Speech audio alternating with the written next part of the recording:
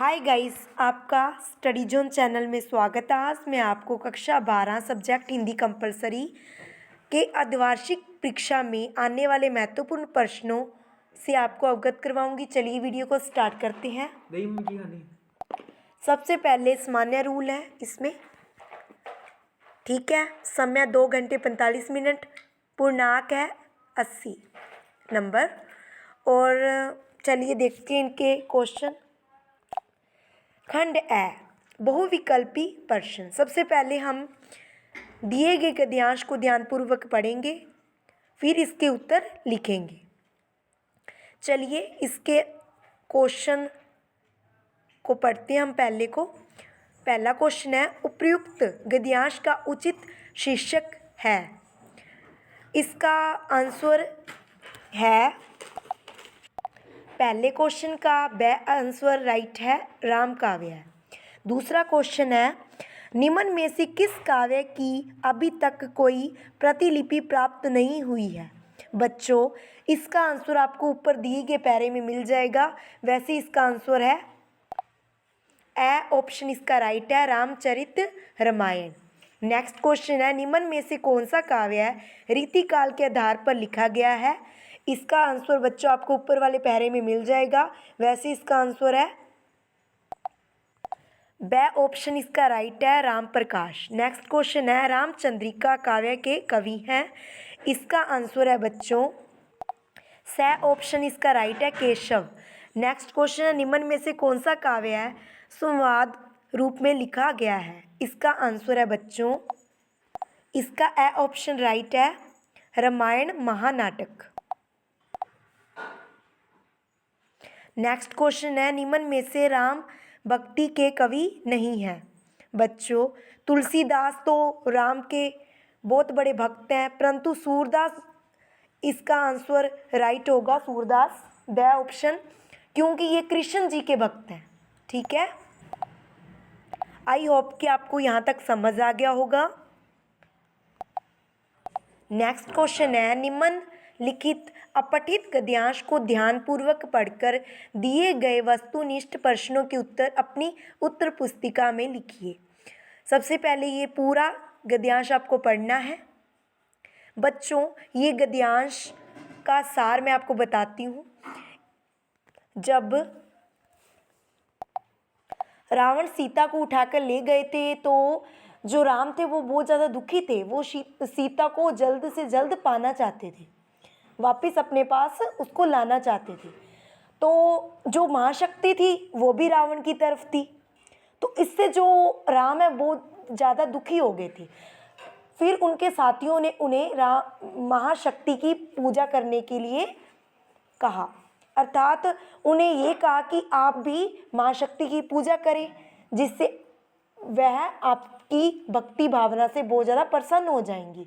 इसीलिए जब वो तप करने लगे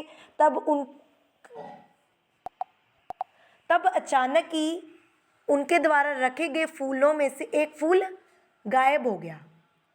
ठीक है, तब उन्होंने सोचा कि बचपन में मेरी माँ मुझे राजीव नयन कहा करती थी।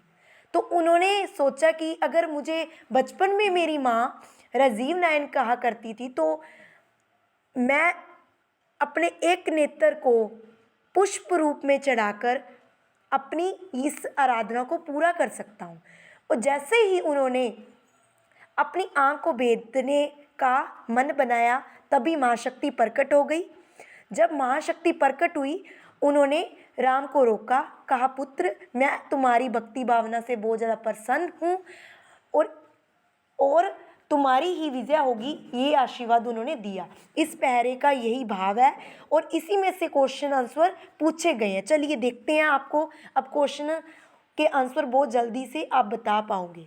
चलिए, पहला क्वेश्चन है, राम की माता उन्हें क्या कहती थी। इसका द ऑप्शन राइट होगा, कमल नयन। नहीं, कमल नयन नहीं, राजीव नयन। स ऑप्शन इसका राइट होगा। ठीक है, नेक्स्ट क्वेश्चन है, राम की शक्ति पूजा में कमल पुष्प कौन चुरा लेता है। कौन चुरा लेता है, मैंने ऊपर बताया था, महाशक्ति। स ऑप्शन राइट है, क्योंकि वो राम की परीक्षा लेना चाहती थी। ठीक है, नेक्स्ट क्वेश्चन है, राम ने किसको पराजित करने के लिए शक्ति की उपासना की। रावण को। ए ऑप्शन राइट है इसका। नेक्स्ट क्वेश्चन है, दो नील कमल है शेष अभी, राम किन नील कमलों की बात कर रहे हैं? नेत्रों की। ए ऑप्शन इसका राइट है। नेक्स्ट क्वेश्चन है, नील कमल शब्द में अलंकार है, उपमा अलंकार है। ए ऑप्शन इसका राइट है, क्योंकि जब किसी भी व्यक्ति का सीधा नाम ना लेकर उसका उपनाम लिया जाता है तो उपमा अलंकार होता है। जैसे नील कमल किन्हें कहा जाता है? नीले कमल को। ठीक है, इसीलिए उपमा अलंकार यहाँ पर है। नेक्स्ट क्वेश्चन है, नैन शब्द के पर्यायवाची शब्द हैं, तो इसका ए ऑप्शन राइट है, क्योंकि इसमें नेत्र, आँख, चक्षु ये सारे नैन के ही पर्यायवाची हैं। दूसरे में सही तो है पहला और तीसरा, परंतु बीच में कर आ गया, जो कर है वो हाथ का पर्यायवाची है। चलिए नेक्स्ट देखते हैं क्वेश्चन, निम्नलिखित रिक्त स्थानों की पूर्ति कीजिए। पहला इसमें है, जिस भाषा को बालक अपनी माँ तथा परिवार द्वारा सीखता है उसे क्या कहते हैं? मातृभाषा कहती हैं। नेक्स्ट क्वेश्चन है, हिंदी डैश लिपि में लिखी जाती है? देवनागरी। नेक्स्ट है, मेरा घर गंगा पर है वाक्य में डैश शब्द शक्ति है? इसमें अभिधा और लक्षणा शब्द शक्ति है, और जब ये दोनों ही शक्ति आती है तो कौन सी शब्द शक्ति होती है? व्यंजना। चलिए नेक्स्ट के देखते हैं क्वेश्चन, शब्द की जिस शब्द शक्ति से किसी शब्द के सबसे साधारण लोक प्रचलित अर्थ का बोध हो डैश हो शब्द शक्ति होती है? अभिधा। नेक्स्ट क्वेश्चन है, मैं निज रोदन के में राग लिए फिरता हूँ, उक्त काव्य पंक्ति में डैश अलंकार है? तो कौन सा अलंकार है इसमें? विरोधाभास अलंकार है। नेक्स्ट क्वेश्चन है, भगवान भक्तों की भयंकर बुरी 20 सारिये उक्त काव्य पंक्ति में भय वर्ण की आवृत्ति बार बार हो रही है, जिसके कारण कौन सा अलंकार है? अनुप्रास अलंकार। जब बच्चों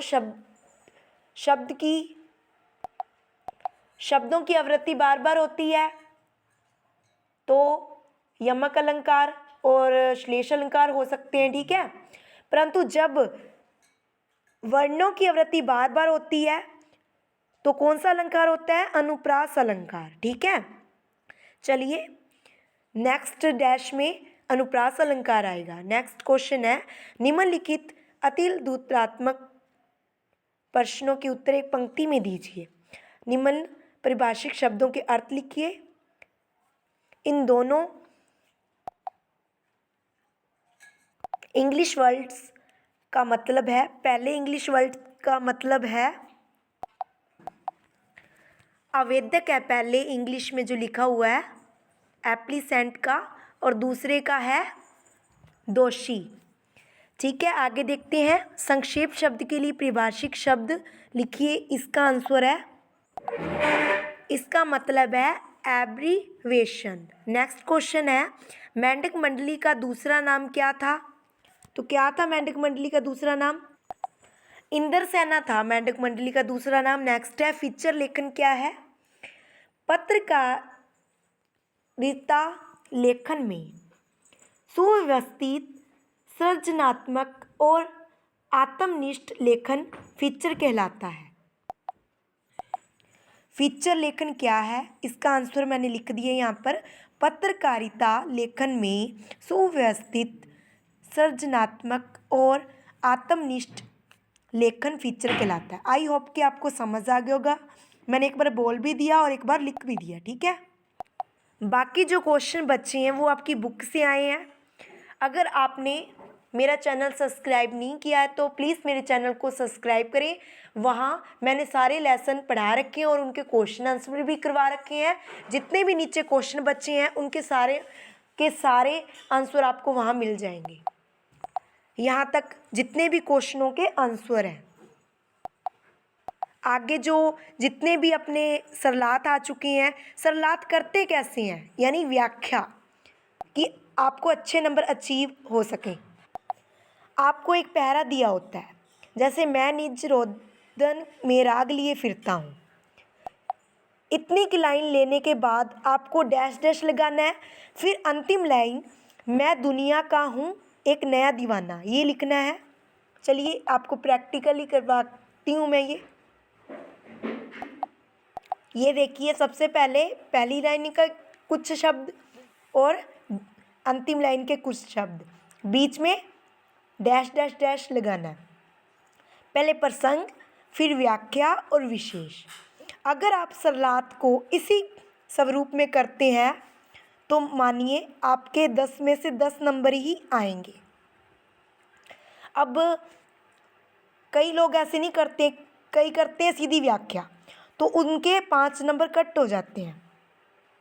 मेरा आपको ये समझाने का यही उद्देश्य है कि आप अच्छे से प्रसंग, व्याख्या और विशेष करें ताकि आपके बिल्कुल भी नंबर कट ना हो। जो दूसरा सरलात देख रहे हैं वो भी इसी तरह से करें। इनमें इन बातों को आज, फिर डैश डैश डैश, फिर करेंगे यह स्थिति, तो फिर इसी के साथ प्रसंग, व्याख्या और विशेष कर देंगे। ठीक है, चलिए आगे देखते हैं। अपने विद्यालय के लिए आवश्यक परीक्षा सामग्री हेतु निविदा तैयार कीजिए। अब निविदा पर भी मैंने बहुत वीडियोस बना रखी हैं। मेरे चैनल को सब्सक्राइब करें और बेल आइकन को प्रेस करें ताकि आपको इनकी वीडियो भी आपको प्राप्त हो। फिर बाद में नीचे जो विज्ञप्ति पर भी मैंने वीडियोस बना रखी हैं। और अंतिम टॉपिक निबंध लेखन किस तरह से करें कि आपको पूरे नंबर अचीव हो सके। चलिए मैं बताती हूँ कैसे करें। देखिए, पहला जो निबंध है, वैश्विक महामारी के दौर में ऑनलाइन शिक्षण। वैश्विक महामारी से तात्पर्य यहाँ कोरोना से है। ठीक है, क्योंकि कोरोना को वैश्विक महामारी कहा गया है। ठीक है भी, इसका सही मतलब मैं बताऊं इजी लैंग्वेज में भी, कोरोना काल में शिक्षा। ठीक है, तो इस निबंध को करने से पहले हम क्या करेंगे, अगर आप निबंध शुरू करने से पहले डायग्राम बनाते हैं तो एग्जामिनर के माइंड पर बहुत अच्छा इफेक्ट पड़ता है। फिर बाद में एक अच्छा सा स्लोगन लिख दें उस टॉपिक से संबंधित। ठीक है, उसके बाद प्रस्तावना। ठीक है, प्रस्तावना के बाद आप कोरोना का शिक्षा पर प्रभाव, ये पॉइंट बनाएंगे। फिर कोरोना के लक्षण, कोरोना से बचने के उपाय। ठीक है, फिर बाद में उपसंहार। इस तरीके से आप इस ऐसे को करेंगे। आई होप कि आपको मेरी ये वीडियो बहुत ज़्यादा पसंद आई होगी, बहुत ज़्यादा आपके लिए हेल्पफुल रही होगी। प्लीज़ मेरे चैनल को सब्सक्राइब करें, बेल आइकन को प्रेस करें ताकि आने वाली वीडियो की नोटिफिकेशन आपको सबसे पहले मिले। मैंने जीके के स्टडी के लिए भी चैनल बना रखा है, उसे भी सब्सक्राइब करें। Thank you for watching video.